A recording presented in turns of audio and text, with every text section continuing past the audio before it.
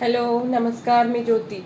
चला तर दाखवते तुम्हाला आज मी माझ्या सकाळी सकाळची किती गडबड असते ते. तुम्ही बघू शकता सकाळी सकाळी मग सकाळ म्हटलं की आमच्या इथे खूप गडबड असते. आज टिफिनसाठी यांच्या टिफिन माझ्या मनाला तर सुट्टीच आहे, कारण की आज 14 एप्रिल आहे, बाबासाहेब आंबेडकरांची जयंती आहे. तर माझ्या मुलाला तर सुट्टी आहे, पण मिस्टरांना सुट्टी नाही आहे, त्याच्यामुळे त्यांच्यासाठी चाललं आहे टिफिन करायचं. तर त्यांच्या टिफिनसाठी आज मी करते शेवग्याची भाजी करते. त्याला जे आहे ते नाश्त्याला आम्ही उपयोग करतोय आज.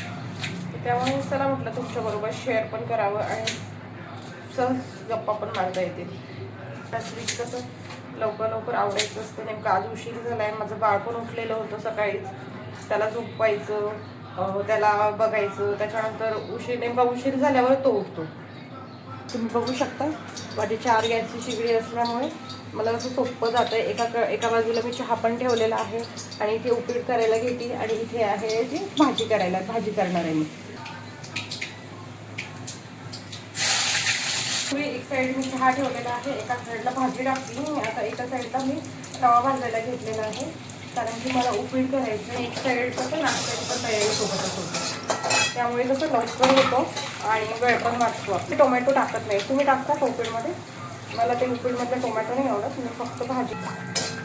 सकाळी सकाळी इथे ऊन पण खूप येतं.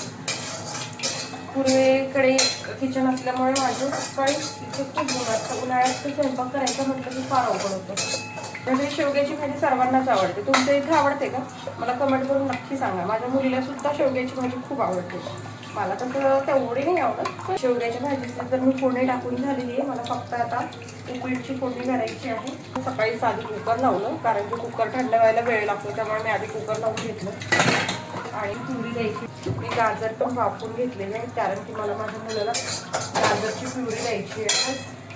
त्याला मी दररोज वेगवेगळ्या प्युरी देते, जसं कधी ॲपलची प्युरी, तर कधी बटाटा, तर कधी गाजर, आणि एखाद वेळेस सुजी करून देते त्याला, मखाना प्लस सुजी. तर कसं त्याला वेगवेगळं दिलं ना की त्याला टेस्ट पण मिळते वेगळी खायला, आणि आवडीने खातो पण, आणि त्यात प्रत्येक वस्तूचं प्रोटीन पण त्याला मिळतं. त्यामुळे मी आज गाजर देणार आहे त्याला. गाजरची कुकर लावतच होती, तर डबल गॅस वेस्ट करण्यापेक्षा, तुम्हाला तर माहिती आहे गॅस किती आता म्हणजे शॉर्टेज आलेले मिळत नाही, त्यामुळे म्हटलं कुकर लावते. त्याबरोबर त्याचं गाजर पण थोडं वरण टाकते आणि थोडं वरण कुकरमध्ये माझ्या मुलासाठी ठेवते वरण भात खायला. माझं तिन्ही काम सोपं एकत्र झालं. माझ्या मुलाचा नाश्ता पण झाला, याच्यामध्ये भाजीसाठी माझं डाळ पण शिजून झाली आणि दुपारच्या वरण भात पण झाला. सगळं एकत्रच लावलं. परत लावत बसण्यामध्ये कसं गॅस पण वेस्ट आणि वेळ पण जातो, त्यामुळे सगळं एकत्र. शेवगा पण मी रात्रीच टाकून, हे बघा उपीट ऑलमोस्ट तयार झालेलंच आहे माझं. आणि हे बघा तुम्ही बघू शकता भाजी पण झालेली आहे. तर त्यात वरण घातलं की भाजी रेडी होईल. एक 5 मिनिट अजून याला थोडं शेंगांना मऊ होऊ देणार आहे, त्यानंतर यात वरण टाका. तुम्ही म्हणाल की वरणातला शेवगा का? तसं आहे ना, माझ्या घरी ते जास्ती मसाले म्हटलं की माझ्या मिस्टरांना नाही एवढं, त्याच्यामुळे ते काही खात नाही. त्यामुळे मी आपलं डाळ टाकून करते, म्हणजे मसाला पण राहत नाही आणि छान पण लागतं, आणि माझ्या मनूला पण आवडतं. बघा छान रंग आलेला आहे भाजीला, आणि असं वाटते दिसते किती छान झाली असणार आहे भाजी. पटापट चपात्या करून घेते, म्हणजे माझा टिफिन एकदम रेडी होईल. चला तर भेटू मग पुढच्या ब्लॉगमध्ये. Bye bye.